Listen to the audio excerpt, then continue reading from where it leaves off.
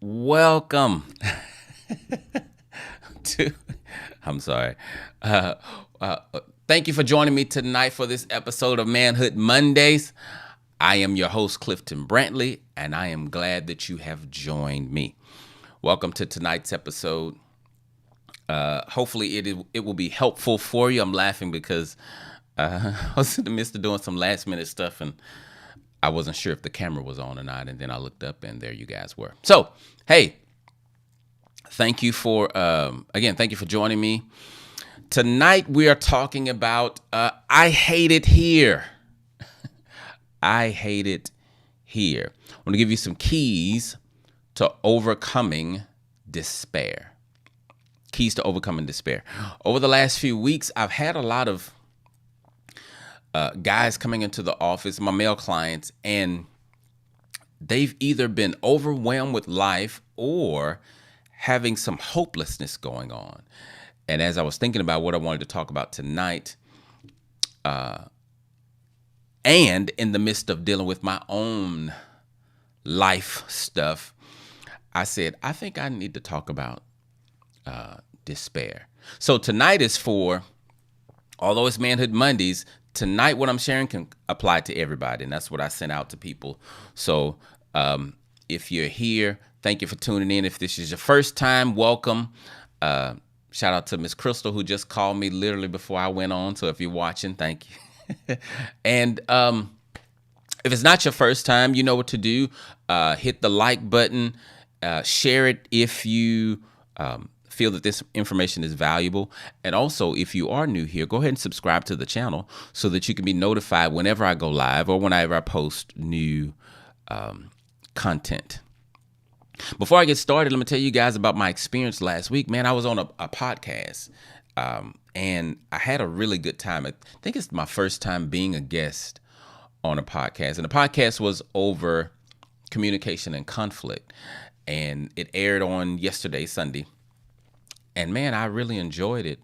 Now I didn't like the way that I sounded on the podcast, but my wife said I sounded good, so I'll take that. But from there, I shouldn't say from there, but connected to that, some of you know that I have a conflict resolution course that I created about 2 years ago. Well, I'm in the process of revamping that, and I'm adding communication, and I'm adding a lot more content for the communication, for the conflict resolution part. And so I'm going to relaunch that. I hope my goal is to do that before Christmas. Really, my goal is to do that within the next couple of weeks, but be on the lookout for that. I'll be launching that new course. Okay. Now, when we talk about overcoming despair, here's something that you can't get away from while living on this planet: difficulty. Interwoven into the fabric of life is difficulty. You're gonna have if you're married, there's gonna be trouble. If you have children, there's going to be trouble. If you don't have a spouse or children, but you're doing life on this planet, you're going to have trouble, right? Thing you got to understand is that life is not fair or unfair. It's just life, and it happens to all of us. So trying to avoid problems doesn't make sense because it's built in. But here's the thing you need to understand. Problems don't show up to destroy you. Problems show up in general, right? And I'm not talking about the direct causes to problems, okay? I'm just trying to give you a perspective how to look at your problems. So let me say not problems are cause for, but when problems show up, I want you to see it as an opportunity to grow. Now, in the midst of the problem, you might not see it that way. I know I don't. When a problem shows up, I'm not always thinking, okay, now, how can I grow from this? But at least towards the end or when I come out of it, I look back and say, okay, now what can I learn from that? It's not in the Bible, but I think I heard this from an old preacher. He said, God never wastes a hurt. I like that because I don't want to just be going through stuff for nothing and no benefit. It's not profiting me anything, right? So just be mindful that, on this planet, you're going to have difficulty, right? The thing about the human experience is, as you go through difficulty, I heard somebody say it this way: you are either one of three categories usually. You are either in a storm, just coming out of a storm, or getting ready to go into one. That's usually true for the majority of human beings. And here's the thing that I learned over the last couple of weeks. I guess I shouldn't say I learned it. I was reminded of this. The human experience is the human experience. It's not different no matter how much money you have. It's not different. It doesn't matter how popular you are. So I just finished reading or listening to Will Smith's book. And it was a really, really good book. It was entertaining. It was very funny. But it was also very inspiring and insightful. And it made me think about a lot of things. It made me question a lot of things about life. The fascinating thing to me, honestly, is the fact that he has or had some of the same limiting beliefs that I've had that come from my childhood. So I was able to connect with the book. But the point that I'm making here is his money, his millions, and his popularity, and his music, none of that was able to insulate him from the reality of being a human being on this planet. So why do we go through things on the planet that way, right? Well, number one, because we're imperfect. We are imperfect creatures. By being imperfect, you know what that means? It doesn't mean that every now and then we do things imperfectly. What it means is, as Dr. Darius Daniels says, we do everything imperfectly. Everything. So just by that fact alone, we're going to have difficulties. Okay. Not only are we imperfect, but we, on a regular basis, deal with imperfect people. And we live on an imperfect planet. So all of that just by itself. See, sometimes we get into difficulty because of decisions we've made. And then sometimes we get into difficulty because it's just life, right? So now let me just tell you, tonight I'm pretty much going to go bullet style, giving you what I have for you tonight, okay? The truth is, I'm the same kind of human being as you. What do I mean by that? While I prepare to give you what I have, because life is dropping them fifth ward bees on me, I don't have a whole lot of eloquence for you tonight. As you can see, I just stumbled right over that word. I don't have a whole lot of eloquence for you tonight. Okay, I've tried to be like other, teachers and motivators or preachers, and not let you see my humanity to make you think I have it all together. But I can't do that, right? I'm me. And what I have to share is for whomever God has given me to listen. And if that's you, I presume it is because you're here, then let's go. Okay? So we're just going to jump right in. And here's the first thing, the first bullet point that you need to understand. When it comes to life on this planet, nothing lasts forever. That was the first thing I wrote on my paper. When it comes to life on this planet, nothing lasts forever, good or bad. That's good news when I'm in a storm. Now, it might not be good news if I'm, having a good time with my wife. But when I'm in a storm, it's good news that it won't last forever. Why do I say that? Because when you're in the midst of the storm, it feels like it's not going to end. If you're from Texas, you remember Hurricane Harvey? Houston specifically. It seemed like it was going to rain forever. It seemed like it was going to rain forever. And some people actually developed PTSD from that whole situation. But guess what? It stopped raining. Eventually, it stopped raining. The waters receded. It rained today here in Houston. But it stopped. And the point that I'm making is nothing lasts forever. So when you're going through a storm, when you're going through difficult times, the thing that you want to do is keep going, right? Don't stop. Don't give up. And so let me just share this with you too before I continue. I don't presume to be super deep, and I don't presume to. I don't think I'm going to necessarily be sharing any mind-blowing information for you tonight. Really, I'm just coming to encourage you. So you know how encouragement works a lot of times? A lot of time encouragement works when you hear what you already know, but in the midst of the storm, you forgot it. And when you hear it, you be like, you sure right. God is still in control. You sure right. If God says yes, then it's yes. You sure right. You know what I'm saying? I'm in Texas. Shoal is a word. You sure are. Anyway, so that's first thing. Nothing lasts forever. Okay. Here's the next thing. To keep you from being overwhelmed, because that's one of the things that we'll get to. We'll get to, feeling overwhelmed, and I can't. I don't. The days when you don't feel like getting out of the bed. When you are in a storm, the thing that I want you to do is to take it one day at a time. That's the next thing. One day at a time. Why do I say that? Because the reality is you can only live one day at a time. You can only live moment by moment, right? That's how life happens.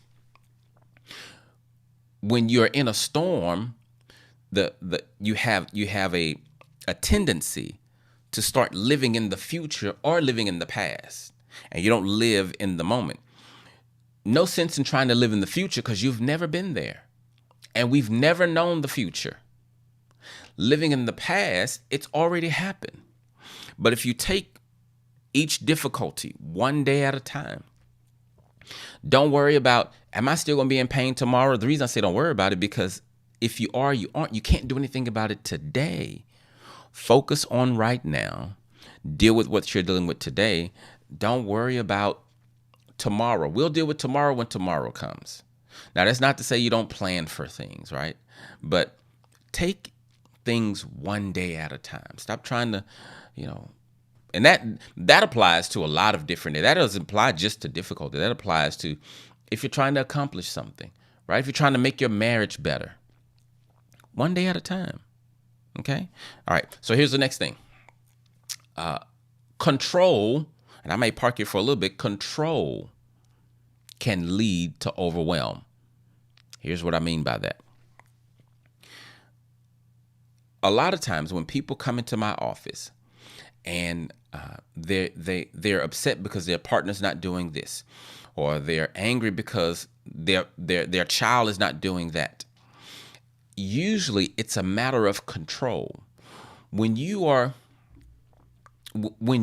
an infinite, a finite being, you're not infinite, a finite being, trying to control things on the planet that are out of your control, you are going to overwhelm yourself. Now this is for me. Let me tell you about me. Because I'm a believer, because I'm a Christian, when I get overwhelmed, I take my stuff to God. Now, I'm not saying that like a badge of honor or like I'm perfect at it, because trust me, my shoulders are hurting oftentimes because I'm carrying stuff I shouldn't be carrying, right? I'm a regular human. But I'm just saying, we're supposed to take our stuff to God. You're not equipped to control your life the way you want to. Or let me say, you're not equipped to control everything in your life. If the reason that you're overwhelmed is because you're depending on you for everything. Even the Bible says, bear one another's burdens. That's an indication you're not supposed to be doing it alone. Okay. But when you try to control things, I need to control this and I need to control that. Controls come from a place of insecurity and a place of fear. Okay. So, the more you try to control, the more overwhelmed you are setting yourself up to be. Okay. Now, I wrote these out as they came to me, so they're not in necessarily any kind of order, but We can hodgepodge them together. And I think the most useful part of this talk tonight is going to be when you ask questions. So if I touch on something and it doesn't really hit you, if you got a question, ask it. Otherwise, I won't know that you got an issue, right? Okay, so control can lead to overwhelm. Here's another one. This is a big one that causes us despair. You can't change people. You can't change people, right? And so I guess this part is me trying to prevent you from getting to the place of despair, not necessarily telling you how to operate in it. I'll get to that. But when I say you can't change people, sometimes what you want from your partner, you can't get. And instead of accepting that, you're frustrated and you become overwhelmed. I tell people, one of my goals in my therapy office is to help people divorce their idea so they can stay married to their reality.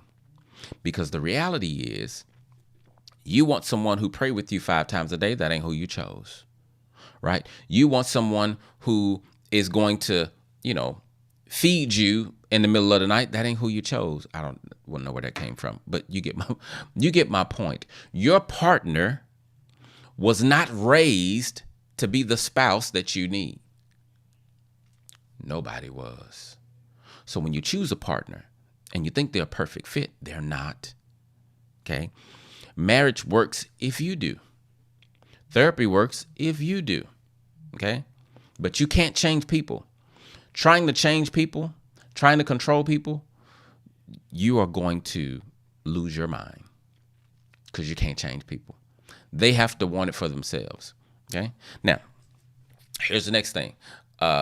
Fear can lead to control and depression. I'm trying to put together a way to talk about fear that doesn't turn people off, right? Because especially you men, when I mention fear, you automatically clam up. Nah, I wouldn't say it's fear. I think it's such and such. Sir. Okay, so what do you think it is? Like one guy told me last week, he said, no, I don't think it's fear. I think it's, me just kind of living in survival mode. Sir, what do you think fear is? That's fear. When you operate in fear, think about it. When you're afraid physically, in real life, when you're terrified, what do you see? What do you hear? I tell you what you don't see and don't hear. You don't see the flowers. They say, how they say, stop and smell the roses. You can't do that when you're afraid. When you're walking in fear, you have tunnel vision. And the only things that you see are either things that help you survive or things that are a threat so you can avoid them so you can survive, right? So if you're living a life of fear, you're living a life that is set up for depression and being overwhelmed. You got to give some of that away. You got to put some of that down. You can't carry everything.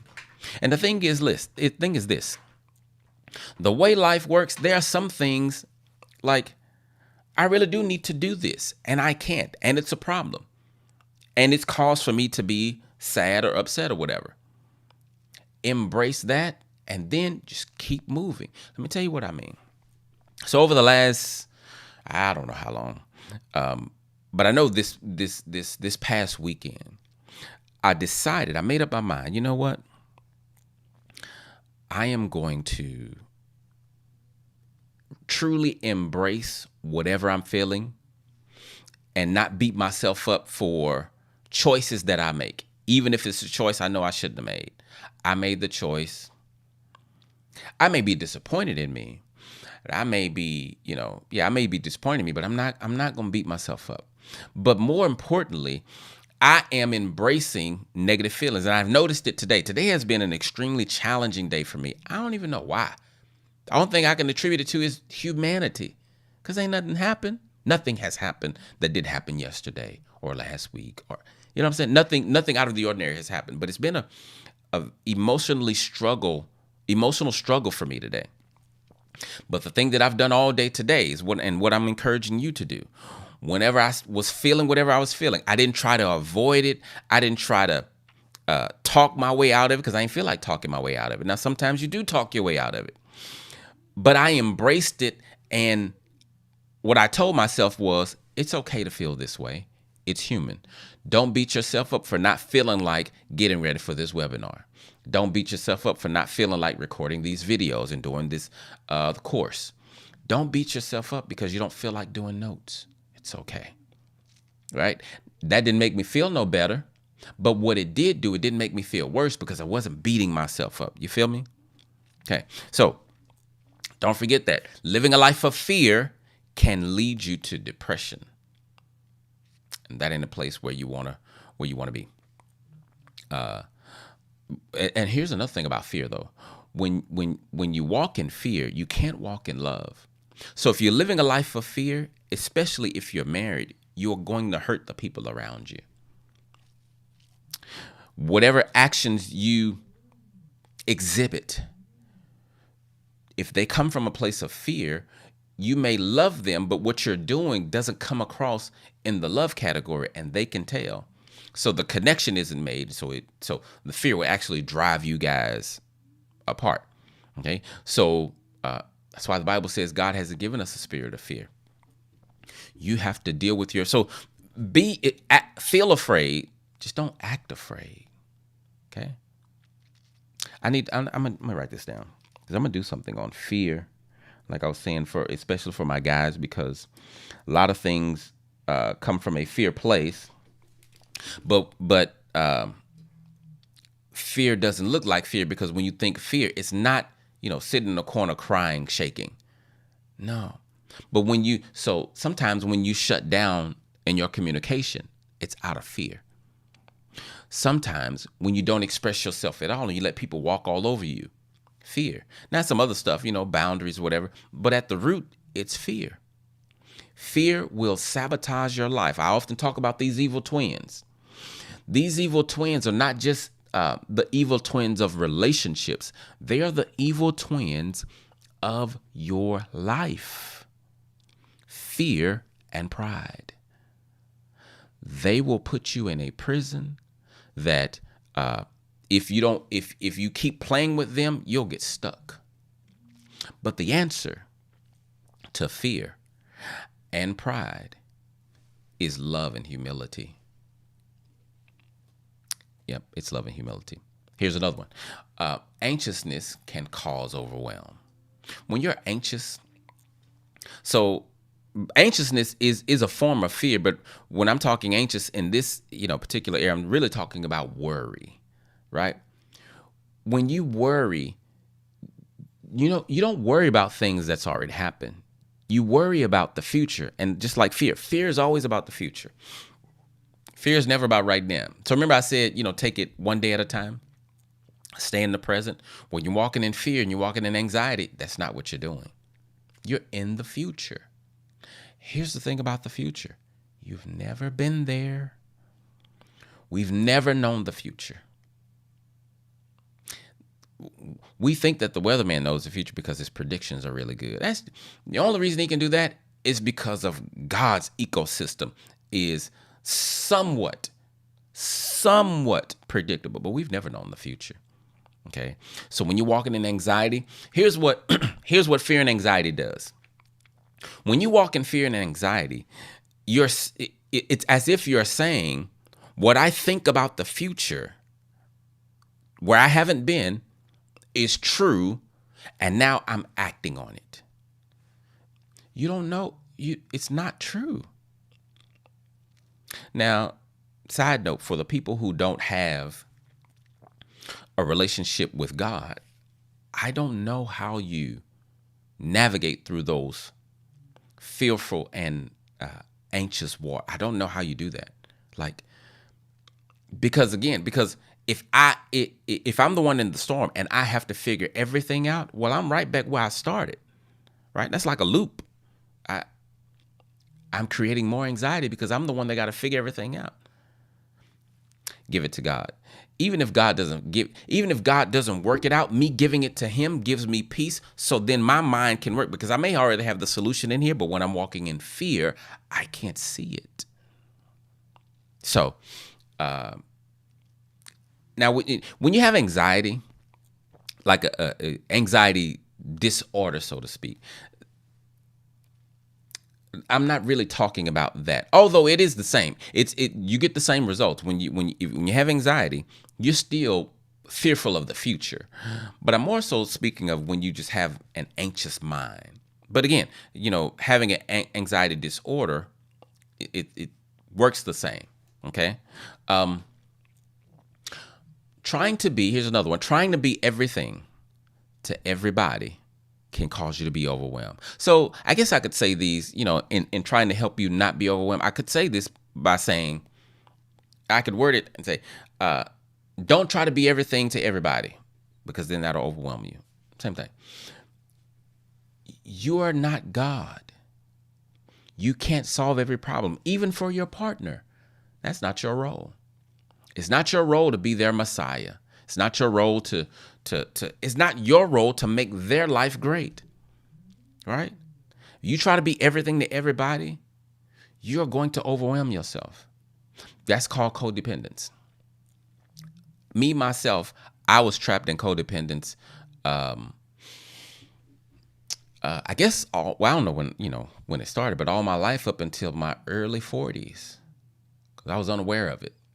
I had no idea that I was a people pleaser, like clueless, because it didn't look like what people pleasing looks like in your mind when you hear it. And that's why I'm sharing it with you, because a lot of you may think, I'm not a people pleaser. I say, I speak my mind and I blah, blah, blah.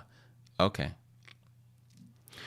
I don't want to go too deep into it, but when do you speak your mind to everybody? Right? As a matter of fact, I don't even want to deal with that. Let's get back to the codependence. When you're trapped in codependence, your reality is not your reality. Your reality is other people's reality. And so that stems from a place of feeling not good enough on the inside. So you're trying to find your value and your worth on the outside of you. When you do that, you will suffer. No one on the planet can give you your value. It has to come from the inside of you. And it's already there. You just can't recognize it, right? When you came to the planet, you had a certain value, the same value all the rest of us humans have, right? How do we know? Because we can't just shoot you in the head and we'll go on with our lives. There's a penalty for that, because you have value. The thing is, when you were born, you had value, but then you began to interact with broken people. And they made you believe something about you that wasn't true. And now in your life, you're still holding on to that. That is probably the biggest reason for people to become overwhelmed, is because you're not living your life. You're living everyone else's. When I was trapped in codependence, I thought that I was being a good Christian. But in reality, I didn't have boundaries. I thought saying yes was a good thing. I did not know that I was working for love. Working for love is not something we do on this planet, right? And just be mindful, you parents, your children don't know that. And so when you disapprove of them and they go away sad, and then when you approve them, they're happy, and then they work harder, be careful. They may be learning that, oh, I need to work for mom and dad's approval. I need to work for their love. They take that to adulthood, it won't change. It'll morph. It won't look like a child, but I'm telling you, it's going to become people pleasing, because their value is not inherent on the inside. As far as they can see, it's on the outside. You need to tell me how valuable I am. So, get away from that, right? Here's another one. This is major. This is true. This is especially true in marriage. Unrealistic expectations can overwhelm you. Sometimes you're overwhelmed by your expectations. Okay, let me pause and say this. I see, I got to diagnose myself for a second. I see how these questions flowed as I was or not questions, but these points flowed. I can see now, I was thinking from the perspective of how not to become overwhelmed, how not to get overwhelmed. And so that's these parts I'm giving you, right? But no worries. I am going to talk a little bit about some things to do when you are overwhelmed so you're not there. But anyway, unrealistic expectations can cause you to be overwhelmed. Now, here's what I mean by that. Sometimes you have expectations. You don't know they're unrealistic. I don't mean unrealistic like that thing is not possible on the planet. Unrealistic because the set of circumstances that you have or that you're expecting for this thing to develop don't exist. Going back to let's say unrealistic expectation for my wife to love basketball like I do. I just picked something. It's unrealistic because that ain't her. That ain't the woman I chose. I chose my wife who don't really care much about basketball.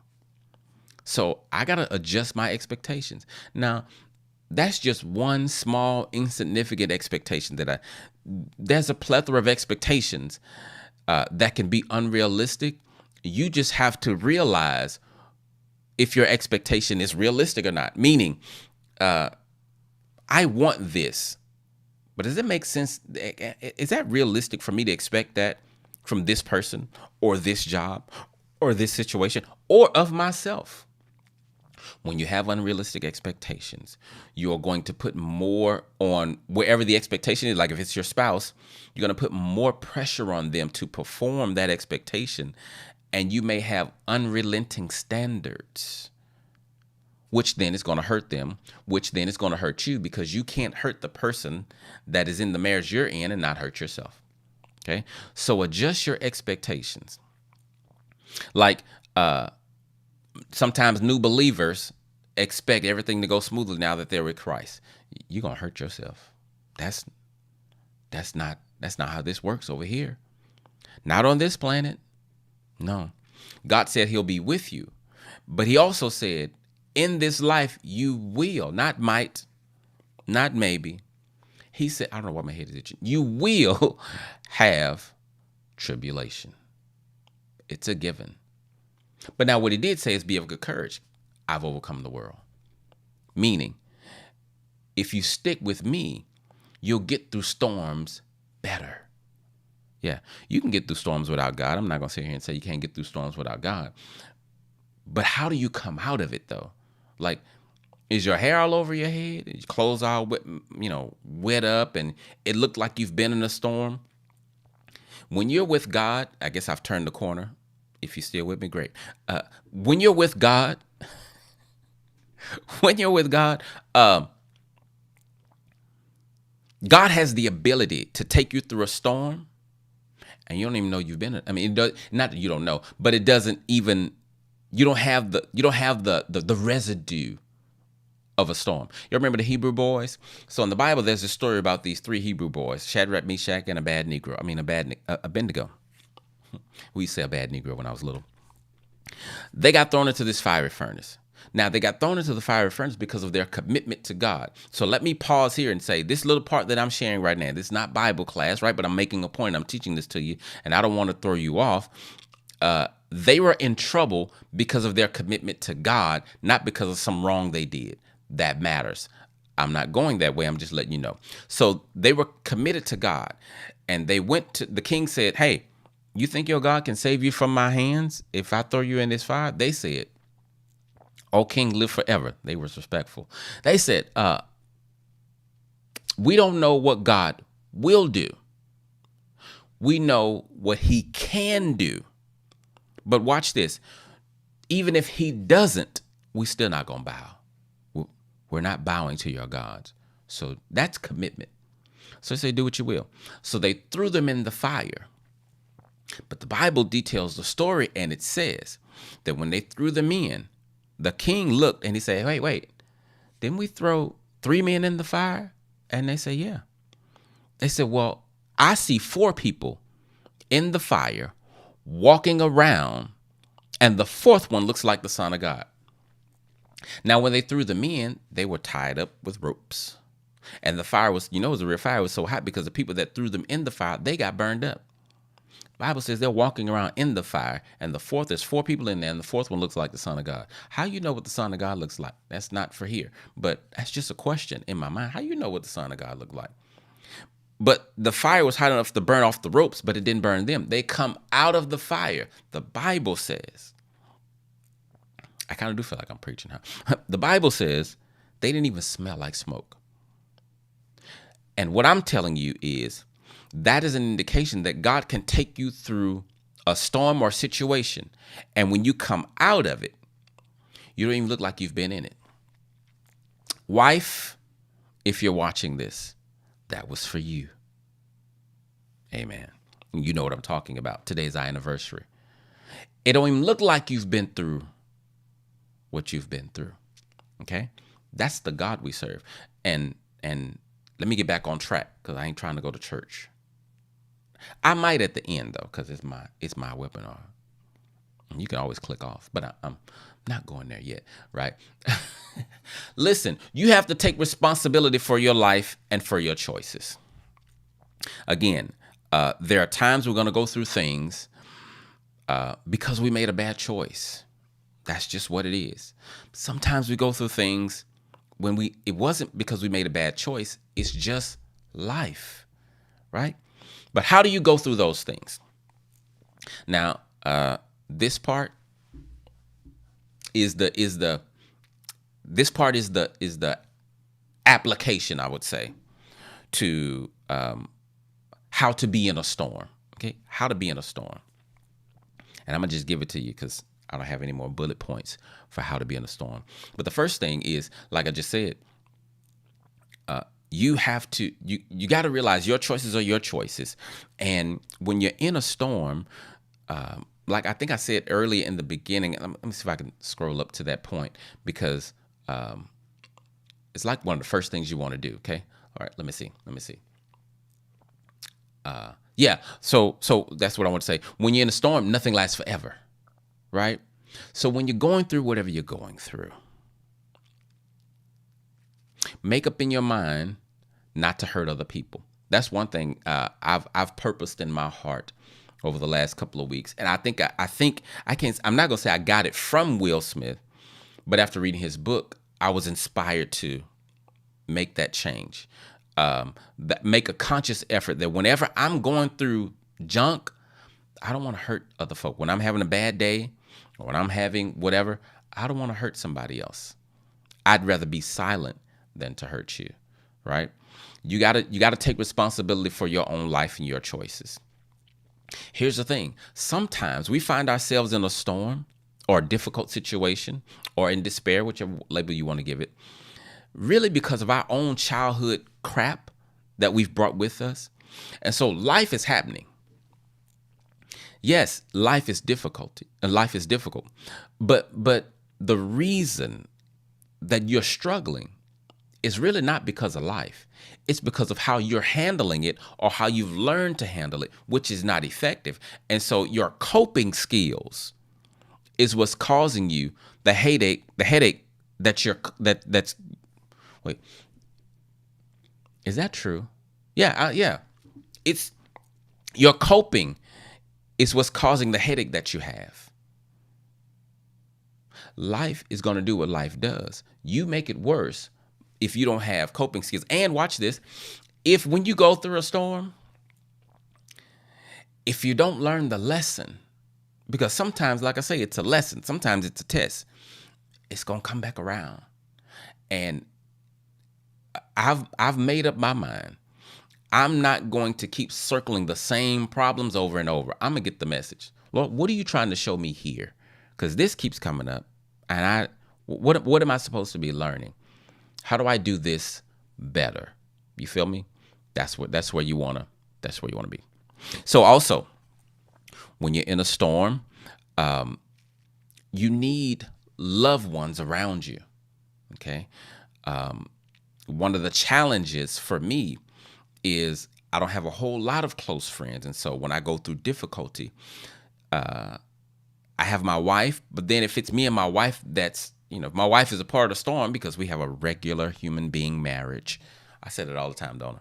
Just trying to help you be aware that, I may know a little bit more than you, but I'm not smarter than you. I just got a particular set of knowledge, but I'm still a human being.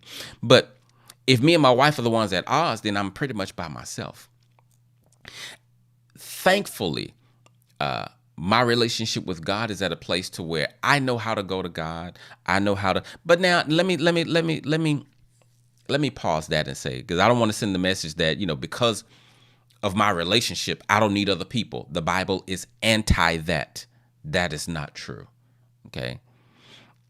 So I don't mean to send that message. I'm just saying the way my life is set up, where I don't have a lot of close friends. So sometimes I have to go through things by myself. But if it gets too overwhelming, I'm calling somebody, calling Dr. Rick or Maggie, or, I'm calling somebody if I can't deal with it on my own. Right. But the point that I'm making is you got to have a support system. You got to have a support system, or should I say you need a support system. We're not meant to do life alone. So my thing is this. I tell people all the time, if you want to know who your friends are, get in trouble, right? Because our friendship has to bear the weight of my trials and yours too, right? I don't need you to just be my friend when, I don't need you to just be my friend when things are good. I need you to show up when life is kicking my butt, right? I tell people all the time, friends are meant to be used. That's my belief. I believe friends are meant to be used, just not misused, right? I need you in the time of trouble. So you need people around you when you're going through stuff. And then let me share this piece with you as far as, going through storms and being in despair. Man, when I said earlier, nothing lasts forever, I've unfortunately had more people than I would like to admit with suicidal thoughts. Pain doesn't last forever. No situation on the planet lasts forever, good or bad. When suicide is your answer, that is a permanent solution to a temporary problem, regardless of what the problem is. Okay? So the thing about suicide, and when you're at that level, the reason why, like if you talk about suicidal thoughts or whatever, and then we want to send you to get some help, why am I going to get help, right? Like fix my situation, then I wouldn't be suicidal. That's not true. It's because your mind it's because of how you're processing what's going on in your mind, right? Sometimes we make our own selves sick by the way that we're thinking and the way that we're being. So I had a young lady who had a miscarriage, and that's an obviously painful situation, right? But she was in such despair. Honestly, not so much because she lost the baby, but her thoughts that she was processing connected to losing the baby, right? Listen to these thoughts. And with these thoughts, I don't see how you not end up suicidal. God doesn't love me. God is punishing me. I'm not fit to be a mom. That's why God took the baby. What else did she say? I'll never be good enough. If your belief is you'll never be good enough, it makes sense to take your life. But the problem is that's a lie. You are good enough. As a matter of fact, good enough for what? Let's answer that question. What do you wish you were good enough for? To eat? For love? For what? And whatever you come up with, What do you have to be good enough to be good enough for that? What do you have to do to be good enough for that? Usually we can't answer that. I feel like I'm not good enough. For what? I don't know. Right. Because your mind is playing tricks on you. And I don't mean do this like you're crazy. Don't do that again. But your mind is playing tricks on you. That's why. So learning how to go through a storm while you're in the storm is difficult. So if you're in a storm right now and you're watching this, some of this stuff may be hitting you. Some of it may be like, yeah, whatever. When you get out of the storm, come back and watch it again so you can prepare for the next time, right? It's difficult trying to learn how to shoot your gun in the midst of the war. That's why we have basic training. And I'm trying to give you some basic training so that when a storm shows up, you don't curse the storm, but you put on your raincoat and your gear and you call God. I'm going to keep throwing that in there to take you through the storm, okay? Now, here's the last thing I want to share about me personally. This is about me personally. And yeah, me personally. So the reason that I trust God is because I'm not perfect and because I can't see the future. I believe that God is omnipresent, meaning he is everywhere at the same time. So the past is not something he knows about. He's still there. The future isn't something God knows about. He's still there. That's what I believe. Okay. And so because I believe that, that's why I tend to rest, right? I can't explain it, but I believe it, right? I believe that he has all power. I believe that he knows everything. There's nothing that is knowledgeable that my God doesn't have. That's what I believe, right? And because I believe that he knows everything, and because I believe he loves me and that his love will never stop, that means then for me, because I believe he is who he is, there are some things I just don't worry about. Or when I'm in the midst of a storm, I just give it to him. Why? Because I believe his word. Now, be mindful that what I'm sharing with you right now are my beliefs, and they're based on what I believe in the Bible. And that's why I can operate the way I operate.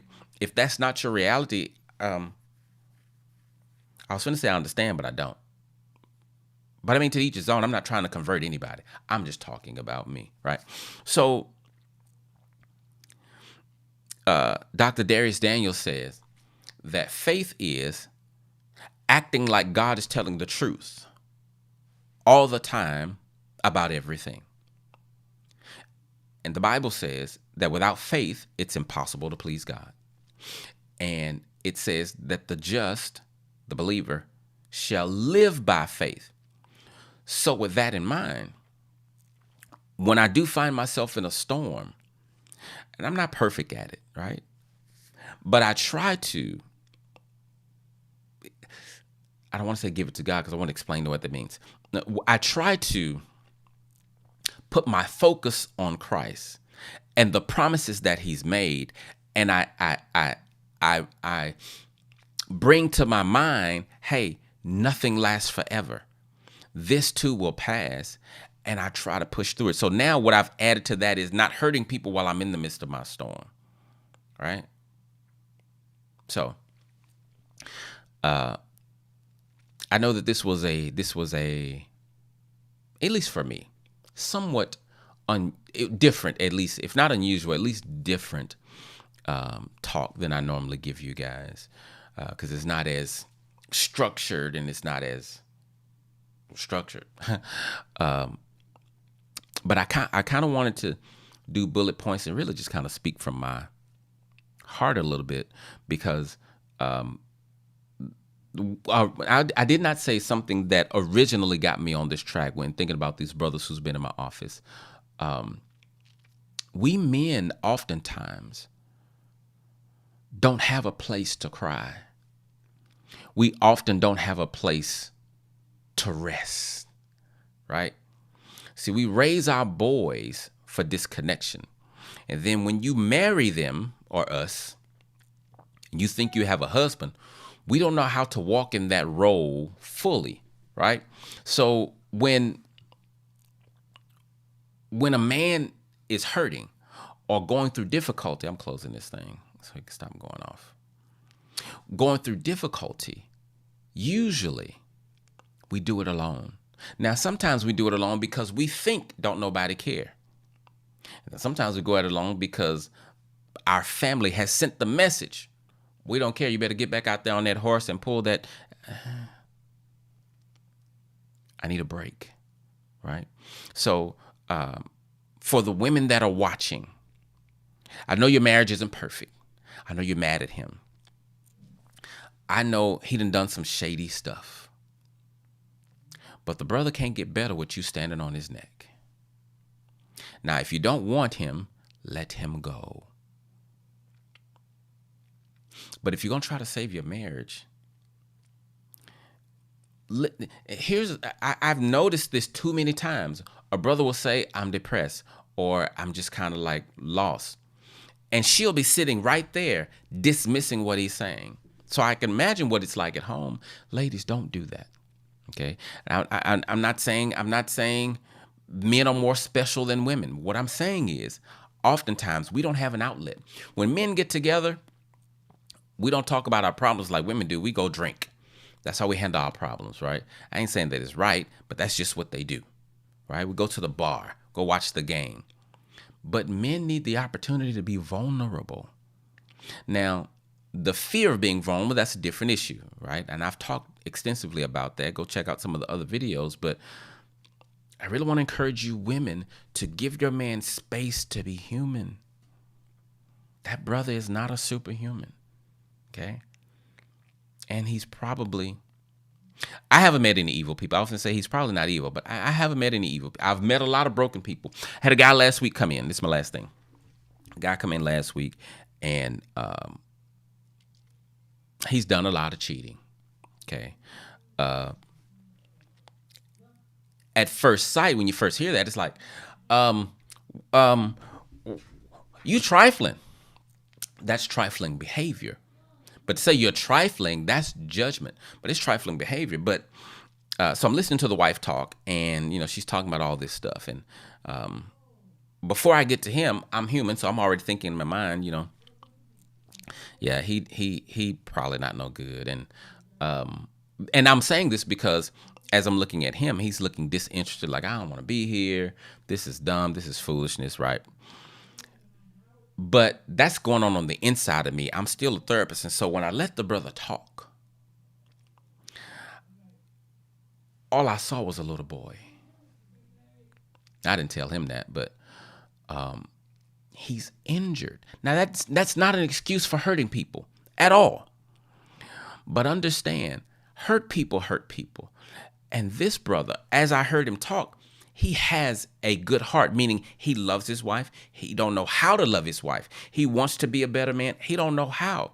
And what I'm sharing with you ladies is, no, you ain't got to put up with a man's foolishness, and you ain't got to, you ain't got to do anything.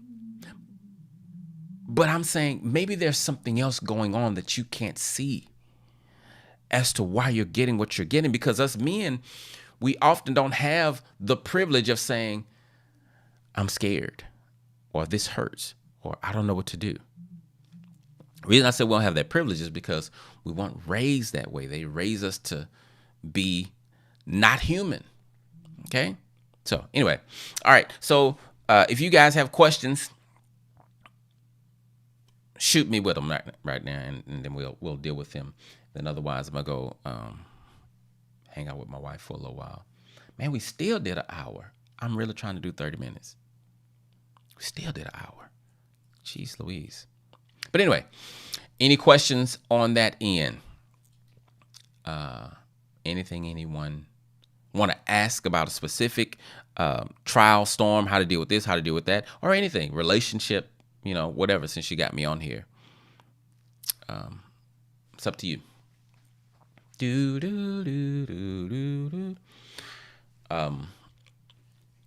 Yeah, I like this get up. My wife did this.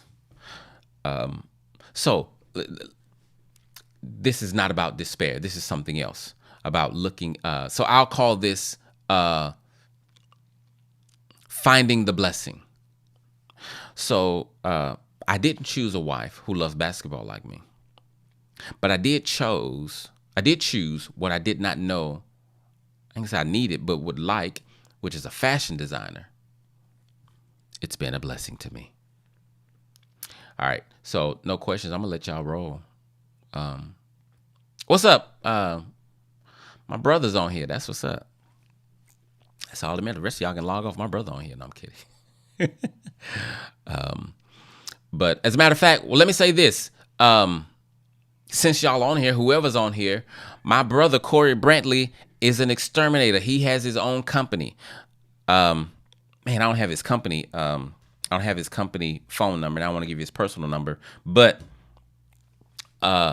if you need an exterminator, my brother is one of the best out there in real life.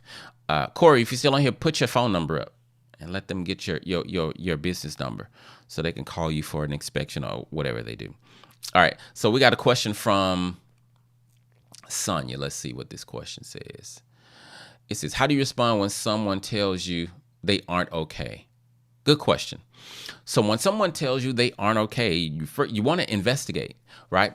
So remember, let me start here. All of us, every human being, we all have our own internal dictionaries by how we define stuff, right? They're not the same as everyone else. All of them are different. So when you hear, I'm not okay, that goes to your dictionary, but you're not the one talking. So the first thing you want to do is find out what they mean. What do you mean you're not okay? Like, tell me, help me understand what's going on with you. And you want to try to question them without making them feel interrogated, right? Nobody likes being interrogated. But here's the thing. Now, this goes for this question and relationships in general. People really don't have an issue with questions, right? Every human being wants to be known at a certain level. Their injuries can happen and you can, be closed off. I don't want nobody to know me. That's anti-human. But at the end of the day, everybody wants to be known, right? Well, the only way to know you is to answer questions, but nobody wants to be interrogated, okay? So back to this question specifically, when they are not okay, find out what that means. Because you can't just start throwing solutions out. You don't even know what the problem is. You see their physical, whatever it looks like, and you may think you know, but you don't know. Like, they broken their ankle and they're sitting on the couch and they're saying, I'm not okay. And you start trying to adjust their ankle and they looking at you crazy. That ain't why I'm not okay. The reason I'm not okay is because my boss want me to do such and such, and I think it's unethical, and I don't know how to do it. But if you don't ask that question, you won't know what's going on. We humans are very arrogant and presumptuous. We always think we know what we don't know. Okay? Everybody don't think like you. So when you hear that question, you got to investigate. Now, if there's more to it, you got to give me more, that's all I have for that particular question, with what to do if they say, I'm not okay. You got to find out what they mean so that you can see if you have the comfort that they need, or if you need to call somebody else to get them the comfort, right? But I think at a basic level, everybody wants to be at least listened to. Here's this for everybody. Develop the skill of listening without giving advice. I'm serious. Even if you feel like you know the answer, develop the skill of listening without giving advice. Oh, wow, man, that sucks. Oh, okay. And how long did y'all do it? Wow, really? Okay. Yeah, man, I'm really sorry that happened to you. Wow, I'm gonna make sure I pray for you, because that sucks. Like that. Listening without giving advice. Now, if you have advice, here's how you do it. I got this from Dr. Rick Marks. If you have advice, say, man, okay, thank you for sharing that with me. You mind if I offer you a thought? You mind if I give you a perspective? Ask for permission. And if they say yes, then you speak into their life. So she says, I'm trying it so hard when it's your children. Yeah, when your child is not okay, That's difficult, but it's the same process. You got to find out what's going on with them and what they need, right? And then you have to see where you can get whatever resources. If you can speak into their lives, great. If they need, like, if they, you know, they need a new wardrobe, like a new something for a dance. Okay, I can do that. Or maybe I can't because I don't have the money, right? But you got to know exactly what they're talking about. That's the main thing. You got to know what the issue is before you start addressing it. Okay? That makes sense? So, all right, good peoples.